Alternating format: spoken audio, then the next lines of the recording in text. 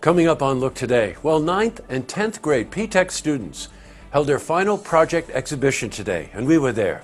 Plus, last night at the Saratoga Springs City Council meeting, Mayor Meg Kelly read a proclamation welcoming refugees to the community. More on that coming up.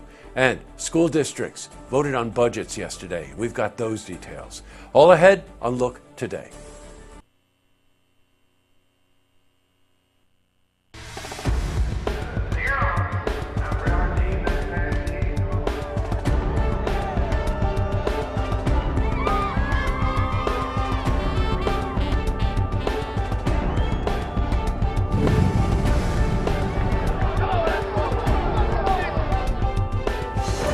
Welcome, everyone. I'm J. Hood Jackson, and this is Look Today. Well, tonight's program, I sit down with Dave Wick. He's Executive Director of the Lake George Park Commission. And we're joined by Jeff Brosna. He's on the Board of Trustees for the Fort George Alliance. And they're here to talk about the new offices for the Lake George Park Commission, as well as a new interpretive visitor center. I also sit down with Kelly Martin, President of the New York Wildlife Rehabilitation Council. And we're joined by Lori LaFond, who is the Executive Director and founder of Friends of the IBA. Also joined by Mary Beth Wagner. She's a volunteer at the Friends of the IBA. And they're here to talk with us about the upcoming Winter Raptor Fest that's coming up this weekend at the Washington County Fairgrounds. Plus, we've got your weather for the Tri-North counties. But first, we've got these headline stories. Well, in our lead story, Clean Tech and Sustainable Industries Early College High School program held their 9th and 10th grade exhibition at the Hudson Valley Community College TechSmart campus today. One of our favorites, as you know. School administrators, business partners, and civic leaders attended the exhibition. Now, P-Tech 9th and 10th grade students displayed their final projects. And we were at the event today, and we spoke with one of the students about the skills he has learned in this program.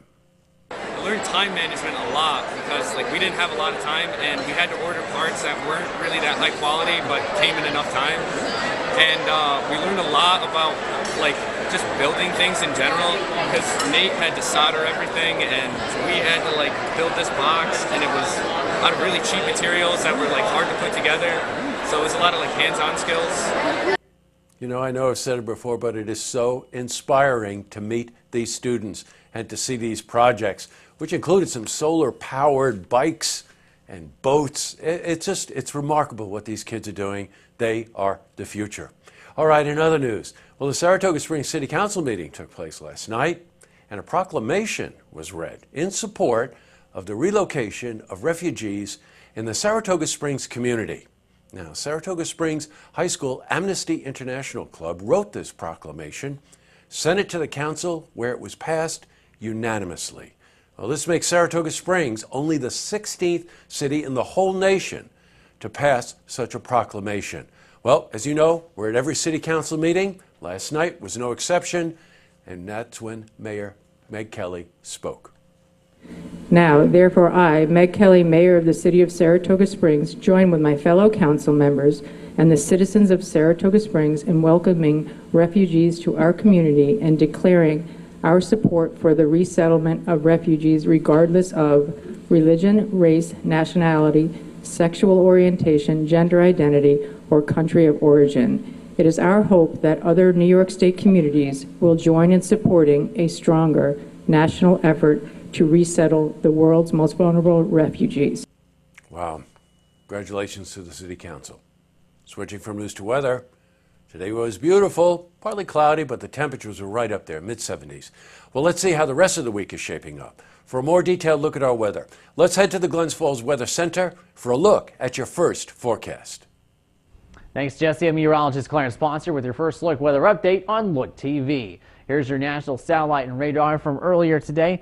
Plenty of cloud cover, not too bad in terms of the stormy weather pattern that we've seen of late. Most of the showers and storms have been to the south, but this is again from earlier today. And the trends have been moving to generally the northeast. So we might be grazed by some of that shower activity thanks to that stationary front and multiple low pressure systems. And it looks like it will turn into a cold front, but be aware of that stationary front and cold front to our north as well. That's going to slide by into our area when we get to Thursday night. Mainly cloudy skies but dry. 52 degrees. We'll have a south wind about 6 miles per hour going calm. As we take a look at our early morning forecast, mid 50s and upper 50s and eventually the lower 60s as we go along from the 7 to 9 a.m. hours. Mostly sunny with a high of 74 during the day with the northeast wind about 5 to 7 miles per hour. Then we'll see sunshine 66 on Friday, so a little cooler. And then we could see a likely shower chance for both weekend days. Highs only in the upper 50s, maybe lower 60s in some isolated spots. Then back to the lower 70s with still shower chances into early next week. So grab the umbrellas if you have weekend plans outside. That was your first look weather update on Look TV. I'm meteorologist Clarence Ponser. Now I take you back to you, Jesse. Thanks very much, Clarence. Looks like you got the purple shirt memo today, right? Back to the news. School budget votes took place yesterday all over the region. The turnout was overwhelmingly positive, by the way. Majority of the school budgets being passed. That included Glens Falls, Queensbury, South Glens Falls, and Hudson Falls. They all passed the 2018-2019 budgets. Lake George passed theirs. However, residents voted out 2 current board members, electing newcomers, Katie Brunig and Tricia Connor Biles. These are 3-year terms. Now, unfortunately, Fort Ann was not able to garner the votes to pass their budget. We'll keep you updated on that. Up next, I sit down with Dave Wick. He's Executive Director, Lake George Parks Commission. And we're joined by Jeff Brosnick. He's on the Board of Trustees for the Fort George Alliance. And they're here to talk about the new offices for the Lake George Park Commission, the battlefield, as well as a new interpretive visitor center. I also sit down with Kelly Martin. She's president of the New York Wildlife Rehabilitation Council, joined by Lori LaFond, Executive Director and founder of Friends of the IBA. And we're joined by Mary Beth Wagner, who's a volunteer for Friends of IBA. And they're here to talk about the very exciting upcoming Winter Raptor Fest that's happening this weekend at the Washington County Fairgrounds. You have to check this out. But first, if you've seen who's happening, you want to share a story idea, how about join us for an interview? Then give us a call on the hotline. The number is 798-8000. Well, that's all the time we have for this edition of Look Today. I've got a couple of lookouts. Last night was Rockman Record Club at Cafe Lena in Saratoga. It was the Doors' first album. What a record. Place was packed, I'm telling you. And people know these songs, and Chuck Visconti did an amazing job, including turning all the lights out at the end for the end. And one thing, if you follow music, it was an excellent reminder that you can love Jim Morrison and you can think that they were just a really good band. That drummer, John Densmore, was a killer. Just an amazing drummer. Okay, the other one goes to Shaken and Stirred, because last night at Rockman, Teddy Foster was there.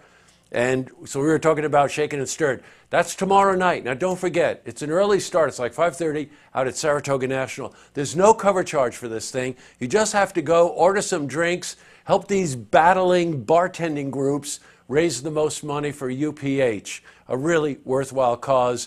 Be a ton of people there and a lot of fun. Shaken and Stirred tomorrow night starting at 5:30 at Saratoga National, right outside of Saratoga at 9 p. All right, tonight on Look TV, it's a new City Council meeting. That would be Saratoga City Council meeting. And don't forget, tune in tomorrow night for the stories that matter to you. Good night, everyone.